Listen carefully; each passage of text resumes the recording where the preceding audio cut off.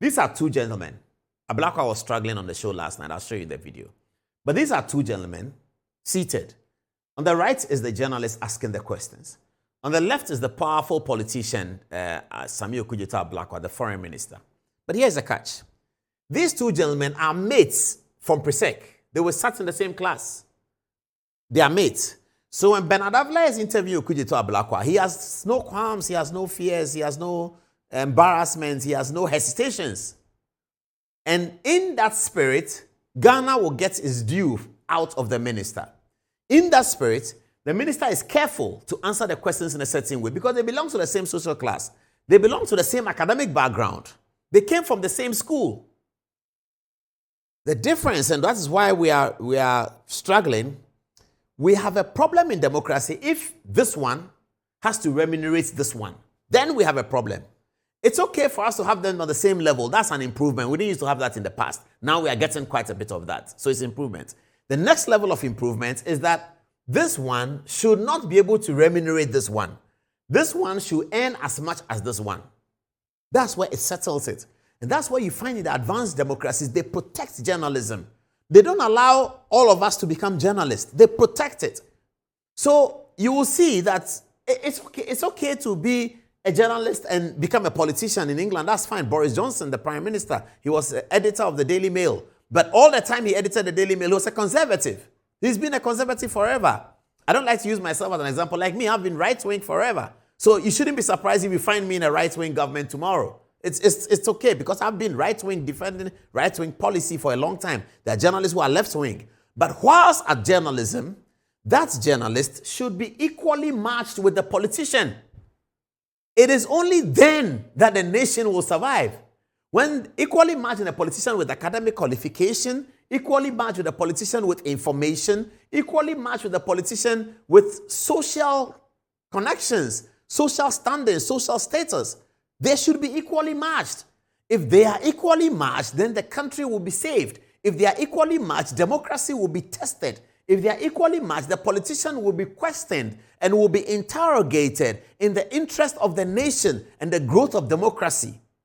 This is what we have been lacking for a long time. Now we are getting to the level. But we need to find a way in which journalists are so well paid that when the two of them leave Presec, the best one is going to media because that's where they are getting well paid. We should be taking people from school and paying them the way GMPC pays them. We should be taking people from school and paying them the way Bank of Ghana pays them because the media is more important than GMPC for the sustenance of democracy.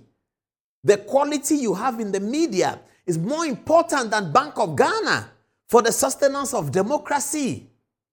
Many years ago, I'll tell this story very quickly and I end. Many years ago, we were looking for sponsors for Good Evening Ghana. So we went into a bank, a state bank, I'll mention the name.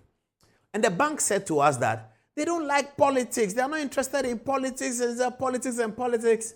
So I was with my boss and I told them that if you are not interested in politics and you don't let us streamline the politics and give the people a voice and let the people feel that the politicians are doing the right thing, you will become like Liberia. You will carry your mattresses and you'll be walking on the streets.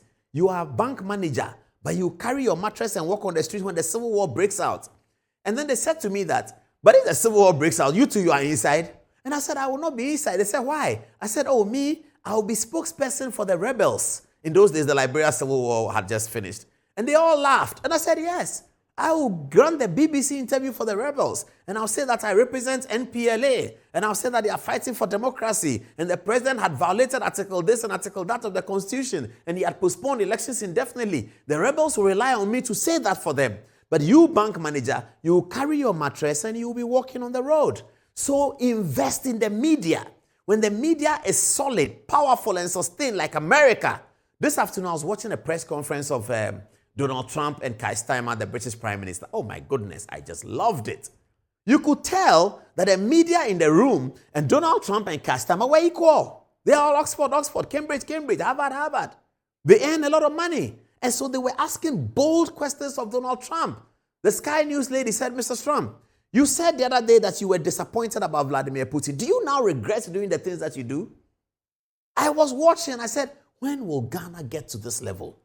Until we get there, the democracy still has a long way to go. So when I saw this interview yesterday, I said, we are getting somewhere. We are getting somewhere. These are equally mad. They were mates. I don't know who was chopping first and who was chopping second. But if you ask me, let me look at their heads and see. I don't know. But these are people who were in the same secondary school, sat in the same class. One becomes a journalist, one becomes a foreign minister, politician. And he's asking him questions. And he knew him when he was 17 years old. And they were in the same class. So Ablakwa is not going to, look down on Bernard. No way, you can't. You can't. Because we're in Presec together. And then they moved to Legon together. They were in the university together. They were in the scripture union together. It is important that the society invest in media so that we can attract the best of the best. As for some of us, we are old, 50 years old, we are old. After writing 2 or 3 more books, I'm gone. I may end up in parliament, or I'll end up around the cabinet table somewhere when my right-wing people are in power. But the media has to be sustained, and we're all going to spend a lot of time to do that. After a few, 1 or 2, 3, 4, 5, 7, 8 years, I'm gone into another field, politics or something like that. But the media must be sustained. I'm going to write a few more books, and then that's it. Because already my teenage children are putting pressure on me that I should stop the media. They are not giving me a new job to do, but they say I should stop the media. I'm not sure why.